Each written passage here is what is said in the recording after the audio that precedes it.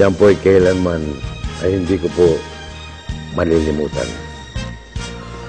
Kaya ngayon po naman, ako'y nananawagan para sa inyong mahalagang suporta para sa ating kaibigan na si Mayor Fred Lim sa darating na halalan bilang inyong alkalde. Si Mayor Fred Lim po ay subok na dito sa Maynila. Mahaba ang karanasan, tapat sa panunungkulan. Hindi po siya nabibili, hindi kaya suhulan, may prinsipyo, may paninindigan, at walang takot.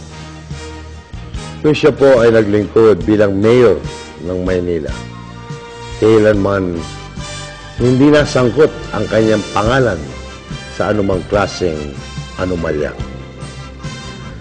Sa panunungkulan ni Mayor Lim, ang batas ay para sa lahat. Walang mayaman, walang mahirap. Lahat pantay-pantay. Kaya para po sa kinabukasan, sa kaunlaran, at higit sa lahat, sa katahimikan ng lungsod ng Maynila, ibalik po natin si Fred Lim bilang mayor ng lungsod ng Maynila.